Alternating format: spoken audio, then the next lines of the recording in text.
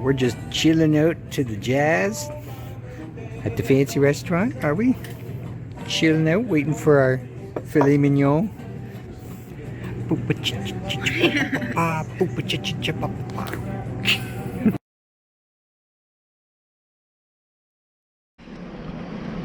Okay, it's Friday morning and we're heading out. I just forgot to do a little walkthrough video of the room, so I'm just going to quickly show you what it looks like.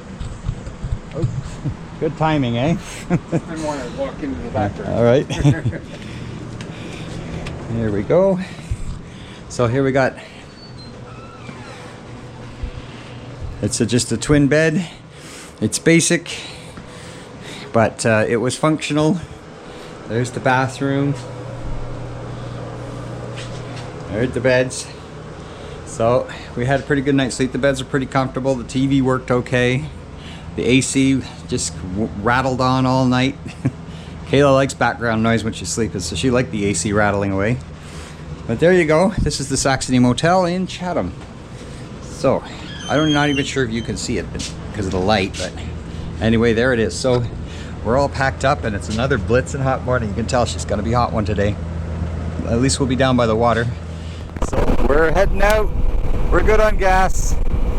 We're heading out of Chatham and we're looking for 40 South, which will take us down towards Lake Erie and all the ports, because today is all about finding the ports. Because Lake Erie has port this and port that and port this, and we're gonna seek them all out, or at least most of them. Here we are on 40 South, just crossing the 401. So far I've been very good at avoiding the 401 and the 400 series highways, and we're just heading south looking for Road 3, which goes right along the north shore of Lake Erie.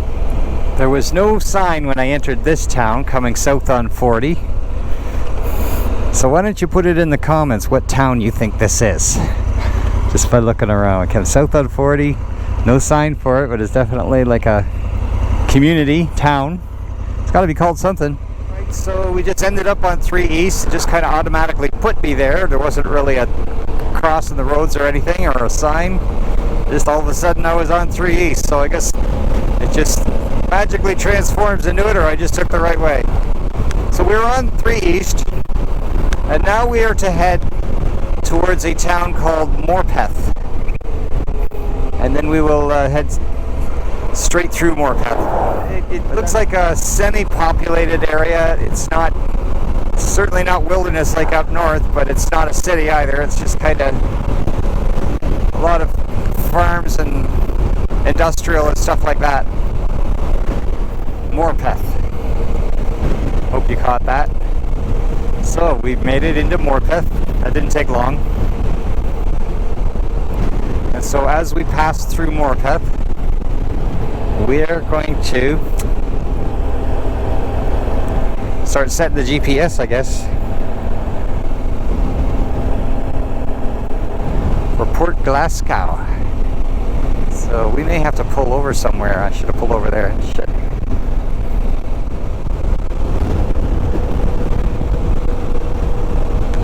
Look at that house.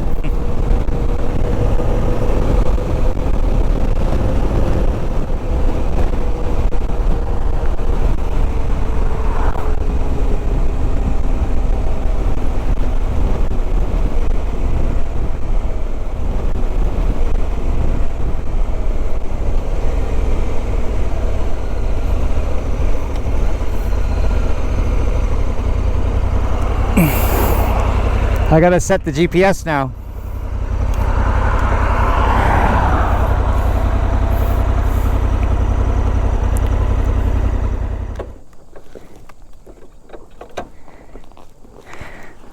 Yeah, I'll let you dismount.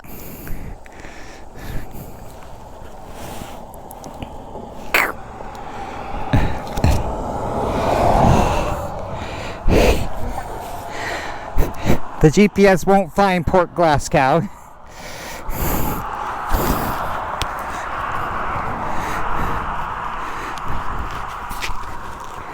I know, there's no place to pull over. Kind of sucks.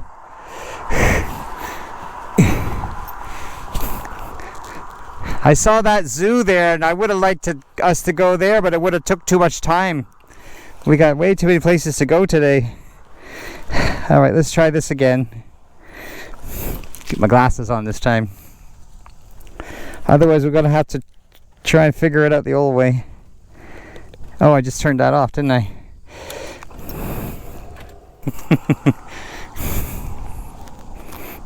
Do you know where Port Glasgow is? Yes.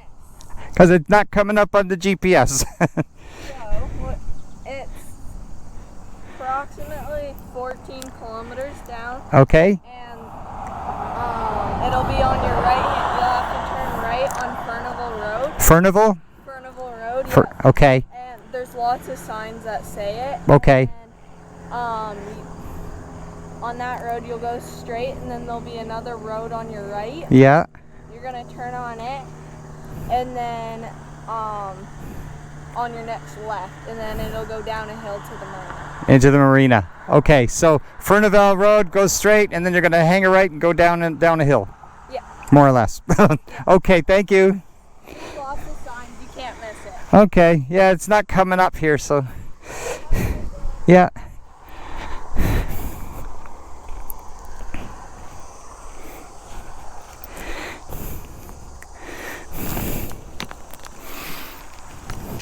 Wow, as soon as you stop, hey, Rose. It wasn't bad when we were riding though, eh?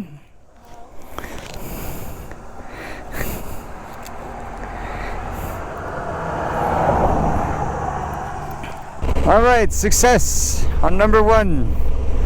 Port Glasgow. You can see a lovely summer day. The boats are getting out at the golf club and marina. Not a whole lot else to see here. It's just basically a marina and golf club. Look at all the boats.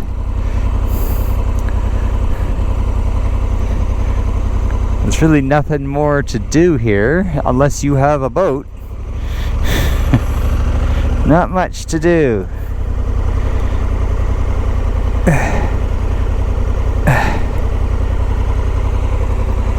But anyway, 'tis Port Glasgow.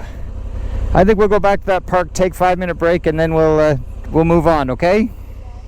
Okay, well, success. We've discovered Port Glasgow, which is not on the GPS. Garmin knows nothing about Port Glasgow. And maybe for good reason, because there's not a whole lot in Port Glasgow. As you can see, we drove down to the waterfront, and it was just a marina and yacht club. And nothing else. Absolutely nothing else. But when we first pulled into town, we discovered this little park, which is next to a trailer park. And we thought this kind of looks like a really nice place to just stop for a little break and cool down, since it's so hot today. And it's nice and shady here, and you can hear the tree frogs going crazy with the heat. But we're just going to stop here and have a little break, have a nice cool drink, and settle down, try and cool down a bit. And then I'm going to check my Google Maps to see if I can plot my route to the next port, which is also not on the GPS, because Garmin knows nothing. So when you get to a place like Port Glasgow, which isn't even on the GPS, you may think there's nothing here. There's a marina, there's some private houses, and that's about it. But if you look a little closer, you always look for what's special about a place. And then just before we were getting ready to go, I realized it's got some of the biggest, oldest trees I've seen in a long time. Like, look at this thing. And you can see how huge this thing is. This has got to be at least a 200-year-old oak.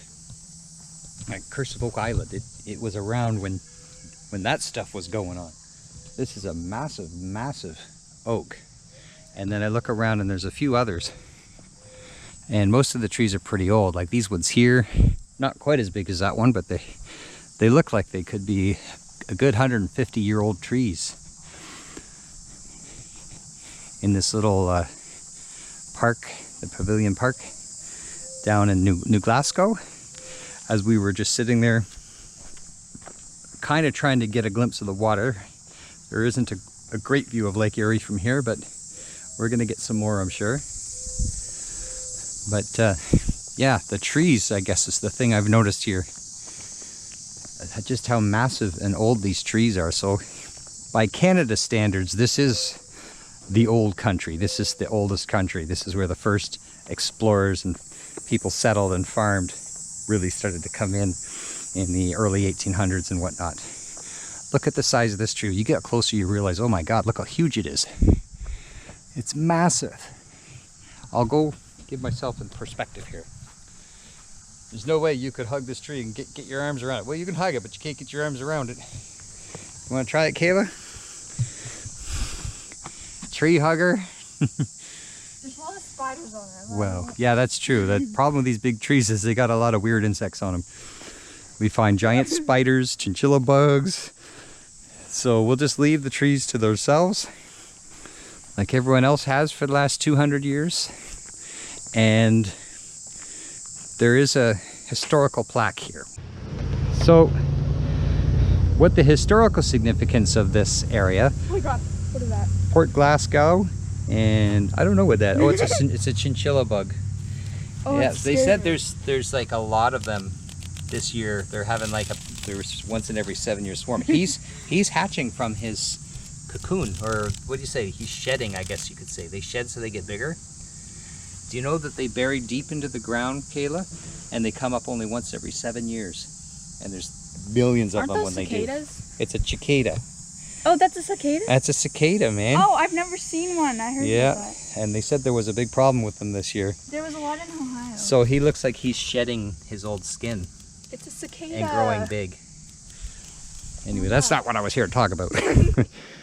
Historical significance of this area is that over Lake Erie, don't know if you can see it from here, in the 1812, 1813 area, the British and the Americans had a lot of sea battles out here right on Lake Erie. And the British actually were losing these sea battles to the Americans, so they couldn't advance anymore.